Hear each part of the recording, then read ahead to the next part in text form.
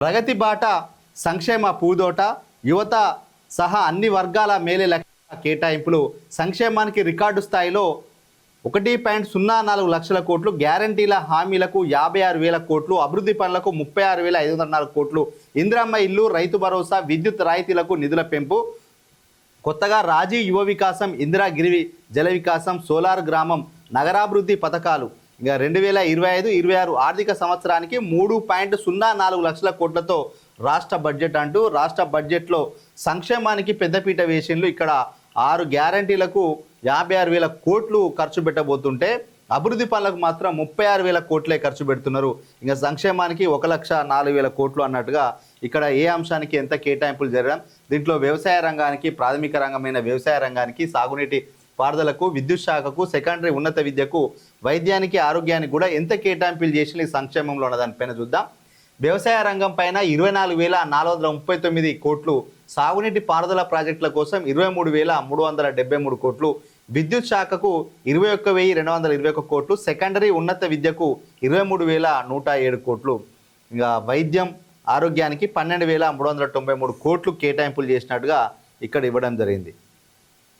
ఇక ప్రజా సంక్షేమానికి, అభివృద్ధికి బడ్జెట్లో రాష్ట్ర ప్రభుత్వం పెద్దపీట వేసింది. జాతీయ అంతర్జాతీయ పరిణామాలు, అప్పులు, ఆకాంక్షలను పరిగణలోకి తీసుకొని రూపొందించిన వార్షిక పద్ధతిలో రైతులు, యువత, పేదలు, మహిళలు, ఎస్సీ, ఎస్టీ, బీసీ వర్గాల సంక్షేమానికి భారీగా నిధులను కేటాయించింది. సాగుకు వెన్నుదన్నుగా నిలిచే ప్రయత్నం చేసింది. సుదీర్ఘకాలం పెండింగ్లో ఉన్న ప్రాజెక్టులను పూర్తి చేసేందుకు ప్రాధాన్యతలు నిర్ణయించి వాటికి నిధులు కేటాయించింది. పేదలకు గూడు కల్పించే క్రమంలో ఇందిరమ్మ ఇళ్ల నిర్మాణాలను పూర్తి చేస్తామనే భరోసానిస్తూ రికార్డు స్థాయిలో కేటాయింపులు చేసింది. తెలంగాణ ఏర్పడిన తర్వాత 10 ఏళ్లకు అధికారంలోకి వచ్చిన కాంగ్రెస్ ప్రభుత్వం తొలిసారి పూర్తి 12 నెలల ఆర్థిక సంవత్సరానికి బడ్జెట్ను బుధవారం శాసనసభలో ప్రవేశపెట్టింది. గతేడాది ఫిబ్రవరిలో ఓట్ ఆన్ అకౌంట్ తర్వాత జూలైలో మిగిలిన 9 నెలలకు సంబంధిత బడ్జెట్ను ప్రవేశపెట్టిన విషయం తెలిసిందే. మొత్తం వార్షిక పద్దులో 34.21% సంక్షేమ పథకాలకే కేటాయించింది. దాదాపు 34-35% సంక్షేమానికి కేటాయింపులు చేసింది. ఆ 34%లో తీసినట్లయితే ఈ 3 లక్షల్లో 34% తీస్తే 1,04,309 కోట్లను సంక్షేమ పథకాలకు కేటాయించింది. కాంగ్రెస్ పార్టీ ఎన్నికల సమయంలో ఇచ్చిన గ్యారంటీ హామీల అమలుకు సంబంధించిన 9 పథకాలకు ఏకంగా 56,084 కోట్లు దక్కాయి.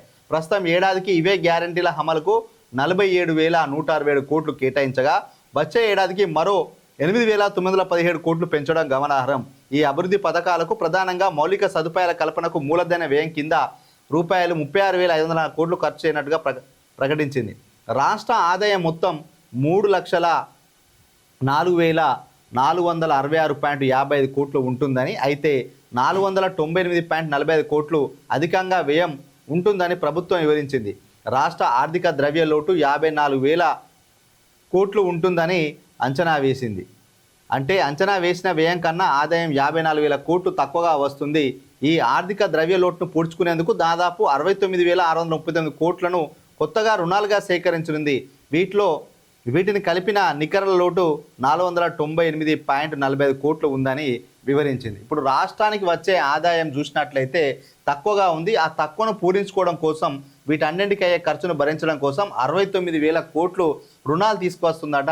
బడ్జెట్లో కేటాయించిన 3,04,466 కోట్లకు అంత ఆదాయం కూడా రాకపోవచ్చు. బడ్జెట్లో పెట్టింది కానీ ఇంత ఆదాయం రాదు కాబట్టి మిగిలిన ఆదాయాన్ని ఏ విధంగా సమకూర్చుకోవాలని కొన్ని రుణాలు తీసుకుంటారట. దాని ద్వారా సంక్షేమానికి, అభివృద్ధికి కేటాయించే ప్రయత్నం ఇక్కడ చేస్తారట. మొత్తానికైతే అవి ఆ ద్రవ్యలోటును పూడ్చుకునేందుకు అప్పులు తీసుకొచ్చినా కూడా ఇంకా 400 నుంచి 500 కోట్ల దాకా ఇంకా డెఫిసిట్. సో మొత్తానికైతే డెఫిసిట్ ఉండే అవకాశం ఉన్నట్టు ఇక్కడ వార్త అయితే ఇవ్వడం జరిగింది. సో మొత్తానికైతే బడ్జెట్లో రెవెన్యూ వ్యయానికి మొత్తానికి వచ్చిన బడ్జెట్లో రెవెన్యూ వ్యయం కింద 2,26,982 కోట్లు ఖర్చు అవుతుంది. మూలధన వ్యయం కింద 36,504 కోట్లు. ఇంకా ద్రవ్యలోటు 54,009, రెవెన్యూ మిగులు 2,738. ఇవన్నీ తీసినా కూడా నికరంగా ఇంకా 498 కోట్లు బడ్జెట్లో లోటు ఉండే అవకాశాలు కనిపిస్తున్నాయంట. ఇంత వ్యయం చేసినప్పటికి కూడా తలసరి అప్పు తలా ఒకరికి ఎంత ఉంటుందంటే రాష్ట్రంలో గణాంకాలు తీసినట్లయితే ఒక్కొక్కరి పైన 2.12 లక్షలు ఉంది. రూపాయలు 7.52 లక్షల కోట్లు దాటిన రాష్ట్ర రుణాలు. ఇంకా మొత్తంగా రాష్ట్రానికి ఇప్పటి వరకు ఉన్న రుణం అప్పు ఎంత అంటే 7.52 లక్షలు. తలా ఒక్కరికి ఇది ఎంత అప్పు జమ కట్టారంటే ఒక్కొక్క తలకు 2 లక్షల అప్పు ఉన్నట్టుగా ఈ రాష్ట్రంలో తెలంగాణ రాష్ట్రంలో ఉన్న ప్రతి ఒక్కరి పైన 2.2 లక్షల అప్పు ఉన్నట్టుగా ఉంది. రాష్ట్రం మొత్తంగా చూస్తే 7.52 లక్షలు.